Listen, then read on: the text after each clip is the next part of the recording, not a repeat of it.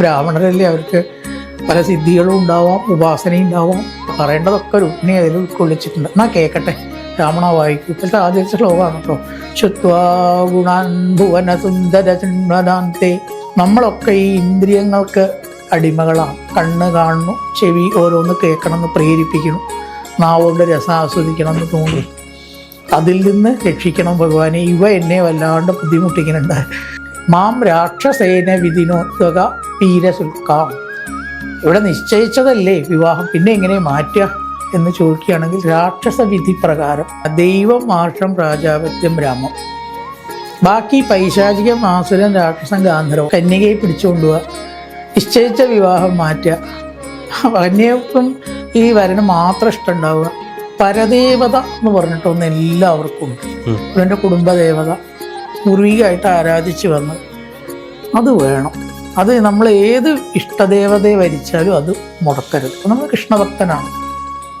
അതൊക്കെ എങ്ങനെയാണ് ദ്വാരക കടന്ന സമുദ്രമാണ് എന്ന് ചോദ്യമില്ല. ബ്രാഹ്മണരല്ലേ, അവർക്ക് പല സിദ്ധികളും ഉണ്ടാവാം, ഉപാസനയും ഉണ്ടാവാം. അങ്ങനെ എത്തി ഭഗവാൻ ബ്രാഹ്മണനെ അവിടെ സ്വീകരിക്കുകയാണ്. അതിഥി ദേവോ ഭവ. നമ്മുടെ സംസ്കാരം കയറി വന്നിട്ടുള്ള ആൾ ബ്രാഹ്മണനാവുക, വേദജ്ഞാനം ഉണ്ടാവുക, സത്യവാനാവുക. അപ്പോൾ ഈശ്വരനെ പോലെ സ്വീകരിച്ചു ഭഗവാൻ. ഈ ലോകം മുഴുവനെ ഈശ്വരന് അധീനമാണ്. ഈശ്വരൻ എവിടെ ഉണ്ടാവുക? മന്ത്രം ജപിക്കുന്നിടത്ത് ഈശ്വരൻ ഉണ്ടാവും. അതായത് ബ്രാഹ്മണാധീനം. മന്ത്രം ബ്രാഹ്മണനാണല്ലോ അധീനനാവുക. മന്ത്രം ആർക്കറിയോ അവനാണ് ബ്രാഹ്മണൻ. അതുകൊണ്ട് ബ്രാഹ്മണനാണ് ശരിക്കും പറയാച്ചാൽ എൻ്റെ ദൈവം എന്ന് പറഞ്ഞിട്ടാണ് ഭഗവാൻ ഇരുന്ന ദിക്കിൽ നിന്ന് എണീട്ട് ബ്രാഹ്മണനെ കാല് കഴിച്ച് വീശി വെള്ളം കാല് കഴുകാൻ കൊടുത്തൊക്കെ വേണ്ട പോലെയൊക്കെ സ്വീകരിച്ചിരുത്തി എന്ന് പറഞ്ഞിട്ടാണ് സ്വീകരിക്കുന്നത്. അപ്പോൾ ബ്രാഹ്മണരെന്ന് പറഞ്ഞാൽ ധർമ്മം അനുഷ്ഠിക്കുന്ന ബ്രാഹ്മണർക്ക് എപ്പോഴും അതിൻ്റേതായിട്ടുള്ള മഹത്വം ഭഗവാൻ കൊടുത്തിട്ടുണ്ട്. ധർമ്മം അനുഷ്ഠിക്കാതെ അവരുടെ ഇതിന്ന് മാറുകയാണ്. അപ്പോഴാണ് അവർ പരിഹാസ്യരും ബഹുമാനിക്കപ്പെടാത്തവരൊക്കെ ആയിട്ട് മാറുന്നത്. ധർമ്മം അനുഷ്ഠിക്കണ ബ്രാഹ്മണന് ഗായത്രി ജപം, സന്ധ്യാവന്ദനം, വേദ ഇതൊക്കെ ഉള്ളവർക്ക് തീർച്ചയായിട്ടും അതിൻ്റെ മഹത്വം ഉണ്ടല്ലോ. അങ്ങനെ ഈ ബ്രാഹ്മണൻ എൻ്റെ ഈശ്വരനാണെന്നാണ് ഭഗവാൻ പറയുന്നത്. ഇവിടെ ഒരു ആദിത്യ മര്യാദയുടെ ഇതും കൂടി കാണിക്കേണ്ടത്. യുക്തബന്ധം, വിശ്രാന്തം, ആസീനം, സുഖമാസനേ. വീട്ടിൽ വന്നാൽ നേരെ നമ്മൾ ഗേറ്റിൻ്റെ അവിടേക്ക് നോക്കിയിട്ട് എന്താ പോകുന്ന എന്ന് ചോദിക്കരുത് എന്നാണ്. എന്താ വെച്ചാൽ അവിടുന്ന് പറഞ്ഞിട്ട് പോക്കോളൂ, കൂടുതൽ അങ്ങോട്ട് വന്നിട്ട് ബുദ്ധിമുട്ടിക്കേണ്ടെന്നല്ലേ അതിൻ്റെ അർത്ഥം വരിക. അപ്പോൾ ആദ്യം വരേണ്ടത് വരൂ കേട്ടോ, ഇരിക്കൂ. ഭക്ഷണം കഴിച്ചിട്ടില്ലെങ്കിൽ ആ സമയത്ത് ഭക്ഷണ സമയമാണെന്ന് വെച്ചാൽ അത് കൊടുക്കുക. പിന്നെ വിശ്രാന്തം എന്നാണെന്ന് വെച്ചാൽ ഫാനൊന്നും ഇട്ട് കൊടുക്കുക. യാത്ര കഴിഞ്ഞ് വരില്ലേ, പണ്ട് വീശി എന്നാണ് പറയണത്. ഇതിന് കുറച്ച് വെള്ളമെങ്കിലും കുടിക്കാൻ കൊടുക്കുക. സാവധാനം ചോദിക്കുക, എന്താ ഇപ്പോൾ പോകുന്നത്? ഇതാണത്രേ അതിൻ്റെ ഒരു സ്റ്റെപ്പ്. പണ്ടത്തെ ഒരു മര്യാദ. മുക്തബന്ധം, വിശ്രാന്തം, ഇരിക്കാൻ പറയുക. ആസീനം, സുഖമാസനെ, സുഖമായിട്ട് ഇരുന്നിട്ട് ശേഷം ചോദിക്കുക. അപ്പോൾ ഭഗവാൻ ചോദിച്ചു, ഇത്രയും ദൂരം നടന്നു വരാൻ എന്താ കാരണം? അത് വിരോധമില്ല വെച്ചാൽ പറയാം എന്ന് അത്രയും വിനയത്തോട് കൂടിയിട്ട് ഭഗവാൻ ബ്രാഹ്മണനോട് ചോദിച്ചപ്പോൾ പറഞ്ഞു, ഭഗവാനെ, രുക്മിണി അവിടെ ഭീഷ്മ രാജ്യത്ത് ഒരു സന്ദേശം തന്നയച്ചിട്ടുണ്ട്, അത് തരാൻ വേണ്ടിയിട്ട് ഞാൻ വന്നതാണ്. ആ സന്ദേശം ഞാനവിടെ വായിച്ചാലോ? എന്നാൽ പിന്നെ എനിക്കൊന്നും പറയേണ്ടതൊക്കെ രുക്മിണി അതിൽ ഉൾക്കൊള്ളിച്ചിട്ടുണ്ട്. എന്നാൽ കേൾക്കട്ടെ, ബ്രാഹ്മണ വായിക്കൂ. ഇപ്പോഴത്തെ ആദ്യത്തെ ശ്ലോകമാണ് കേട്ടോ. ശുത്വാ ഗുണാൻ ഭുവന സുന്ദര ചിന്മദാന്തേ നിർവിശ്യ കർണ വിവരേർ ഹരതോംഗതാപം രൂപം ദിശാം ദിശിമതാമഖില രൂപം എന്നങ്ങനെ പറഞ്ഞിട്ട് ആദ്യത്തെ ഒരു ശ്ലോകം.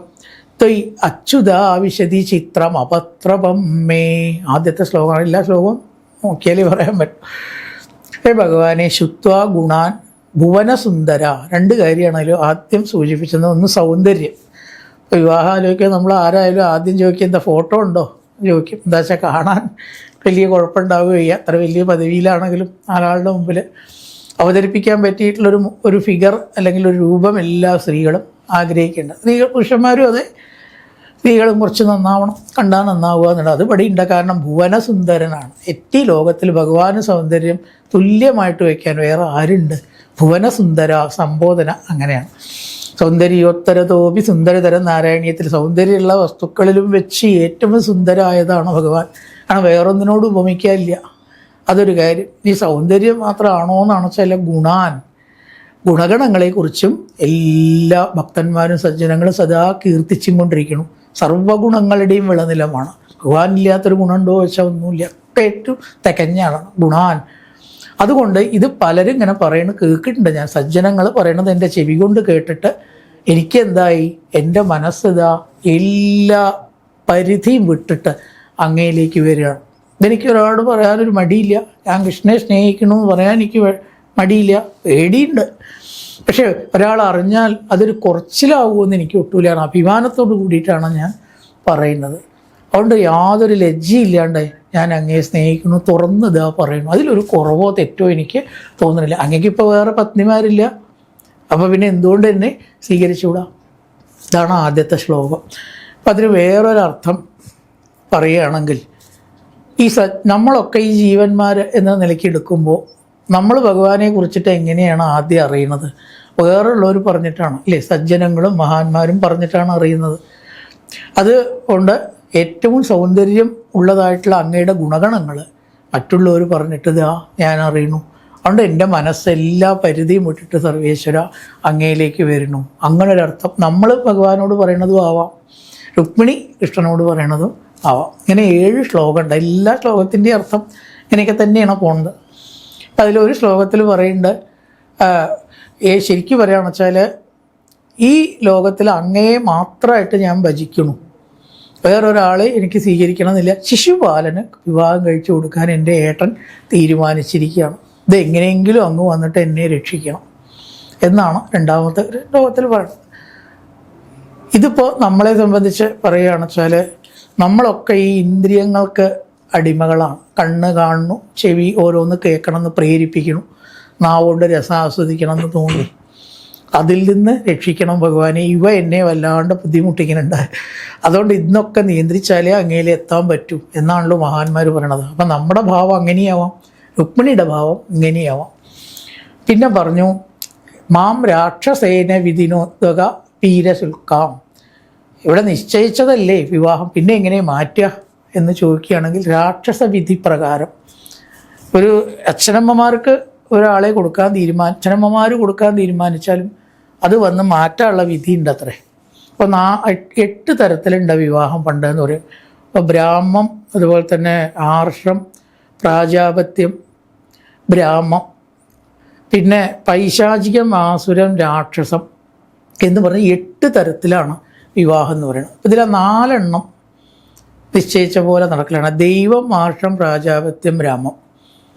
ബാക്കി പൈശാചികം, ആസുരൻ, രാക്ഷസം, ഗാന്ധർവം ഇതൊക്കെ കുറച്ച് വ്യത്യസ്തമായിട്ടുള്ള മാർഗങ്ങളാണ്. കന്യകയെ പിടിച്ചുകൊണ്ടുപോവുക, നിശ്ചയിച്ച വിവാഹം മാറ്റുക, കന്യകൾക്കും ഈ വരന് മാത്രം ഇഷ്ടം ഉണ്ടാവുക, അച്ഛനമ്മമാർക്ക് ഇഷ്ടം വേണമെന്നില്ല. അതിൽ പെട്ടതാണ് ഈ ഗാന്ധർവൻ, രാക്ഷസം, പൈശ, ഇതൊക്കെ ആ വിഭാഗത്തിൽ പെട്ടതാണ്. മറ്റതൊക്കെ നിശ്ചയിച്ച പോലെ കൊടുക്കുക. സാധാരണ നോർമൽ വിവാഹം എന്ന് നമ്മൾ പറയുമല്ലോ, ഇവിടെ ഇപ്പോൾ രാക്ഷസവിധിയാണ് നല്ലത് എന്ന് പറയാണ്. അച്ഛൻ്റെ ഏട്ടൻ്റെ ഇഷ്ടം അവിടെ ഇരിക്കട്ടെ, അതൊന്നും നോക്കാതെ കന്യയ്ക്ക് ഇഷ്ടമുള്ള ആളെ ഭർത്താവ് വന്നിട്ട് അപഹരിച്ച് അങ്ങോട്ട് കൊണ്ടുപോവുക. അപ്പോൾ രാക്ഷസവിധി പ്രകാരം അതിന് അധികാരമുണ്ട് എന്നാണ് രുക്മിണി ചൂണ്ടിക്കാണിക്കുന്നത്. ഇതിപ്പോൾ ഒരു ഭക്തനെ സംബന്ധിച്ചെടുക്കുകയാണെങ്കിൽ അങ്ങനെ ഒരു അർത്ഥമുണ്ട്. എന്താ വെച്ചാൽ ഈ ഈശ്വര മാർഗങ്ങൾ അവലംബിക്കുമ്പോൾ ചിലപ്പോൾ വ്യത്യസ്തമായിട്ടുള്ള മാർഗങ്ങൾ കൂടെയൊക്കെ നമുക്ക് പോകേണ്ടി വരും. ചിലർ പരിഹസിക്കും, ഇയാളിപ്പം മോക്ഷം നേടാൻ പോവുക, രുദ്രാക്ഷമാലയും നാമജപവും നടത്തിയിട്ട്. സ്ത്രീകൾ ഭാഗവതം വായിക്കുക, അവർ കളിയാക്കും, ചിലപ്പോൾ പരിഹസിക്കും. ഇതൊന്നും എനിക്ക് വിഷയമല്ല, ഞാൻ എൻ്റെ ആ കാര്യം ചെയ്തിരിക്കും, ഈശ്വരനിലേക്ക് എത്തുക എന്ന ധർമ്മം. അപ്പോൾ അവിടെ രാക്ഷസവിധി തന്നെ വേണം. സാധാരണ വിധി പറ്റില്ല ഭക്തന്മാർക്ക്. കാരണം അവർ പലപ്പോഴും ആഡംബരങ്ങളിൽ ഭ്രമം ഉണ്ടാവില്ല. എന്തെങ്കിലുമൊക്കെ ധരിക്കുക, എന്തെങ്കിലും കിട്ടിയ കഴിക്കുക, എവിടെ തരാഴ്ച കിടക്കുക. അല്ലാണ്ട് അവർക്ക് സുഖസൗകര്യങ്ങൾ വേണമെന്നില്ലല്ലോ, അങ്ങനെ വേണ്ടി വരും. ചിലപ്പോൾ രാക്ഷസവിധി എന്ന് പറയുമ്പോൾ നമുക്ക് എതിർക്കേണ്ടിയും വരും, അതും വേണ്ടി വരും. ഒരാളിപ്പോൾ തടയുകയാണ്, ഭാഗവതം വായിക്കരുത്, ഇതൊക്കെ മോശമാണ്, അത് പറഞ്ഞാൽ നമുക്ക് അതിനെ ധിക്കരിച്ചിട്ടും ചെയ്യേണ്ടി വരും എന്നർത്ഥം. അങ്ങനെയാണല്ലോ. അപ്പോൾ ചെറുപ്പത്തിൽ അല്ലെങ്കിൽ സ്ത്രീകൾ ഭാഗവതം വായിക്കരുത്, സ്ത്രീകൾ ഭാഗവതം അങ്ങനെയൊക്കെ നമ്മൾ പലരും എതിർത്ത് കഴിഞ്ഞാൽ നമ്മൾ ശക്തമായിട്ട് തന്നെ നമ്മുടെ മാർഗത്തിൽ മുന്നേറണം. ഈ പിന്നീട് ഒരു ശ്ലോകത്തിൽ പറഞ്ഞു, ഇതിന് പറ്റിയിട്ടുള്ള സന്ദർഭം നാളെ രാവിലെയാണ്. രാവിലെ കുലദേവതയെ തൊഴുകാൻ പോകുന്ന സമയത്ത് എൻ്റെ കൂടെ അധികം സൈന്യങ്ങൾ ഉണ്ടാവില്ല. അപ്പോൾ വലിയൊരു മല്ലിക്കെട്ടോ യുദ്ധമോ ഇല്ലാതെ എന്നെ അങ്ങേക്ക് പിടിച്ചുകൊണ്ടുപോവാം. ഇത് നമ്മളെ പറ്റി എടുക്കുകയാണെങ്കിൽ 2 കാര്യമുണ്ട്. ഒന്ന്, ഈ പരദേവത എന്ന് പറഞ്ഞിട്ടൊന്ന് എല്ലാവർക്കും ഉണ്ട്. എൻ്റെ കുടുംബദേവത പൂർവികമായിട്ട് ആരാധിച്ച് വന്നത് അത് വേണം. അത് നമ്മൾ ഏത് ഇഷ്ടദേവതയെ വരിച്ചാലും അത് മുടക്കരുത്. അപ്പോൾ നമ്മൾ കൃഷ്ണഭക്തനാണ്, കുടുംബദേവത ദേവി അണച്ച ദേവി ഒരു കാലത്തും വിടാൻ നമുക്ക് പറ്റില്ല. തൊട്ടടുത്തുള്ള ക്ഷേത്രം വരദേവത, ഇതിനെ വിട്ടിട്ട് നമുക്കൊരു ഉപാസന നടത്തിയാൽ ആ ഉപാസനയിൽ കൂടെ മുന്നേറാൻ നമുക്ക് സാധിക്കില്ല. അതിൽ തടസ്സം വരും. പിന്നെ എന്താ കാര്യം? ഇതുമില്ല. അപ്പം എപ്പോഴും അതുമാണ്, അതിവിടെ കാണിക്കുന്നു. രണ്ടാമത് ഈ ദേവി ആണ് കുലദേവത എന്ന് പറയേണ്ടത്. ദേവിയെ ഉപാസിക്കാതെ നമ്മളൊരു ഉപാസനയും മുഴുവനാവണില്ല. ദേവി ഉണ്ടാവണം, എന്നാലേ ബാക്കി ഉപാസനയ്ക്കൊക്കെ പൂർത്തീകരിക്കുള്ളൂ. ഇവിടെ പരദേവത രുക്മിണിയുടെ ദേവിയാണ്. ഇനി അതേപോലെ തന്നെ രാവിലെ എന്ന് പറഞ്ഞു, രാവിലെ കുലദേവിയെ തൊഴുകാൻ പോകുന്ന സമയത്ത് എന്നെ പിടിച്ചു കൊണ്ടുപോകുന്നതായിരിക്കും സൗകര്യം എന്ന് രുക്മിണി സൂചിപ്പിച്ചതാണ്.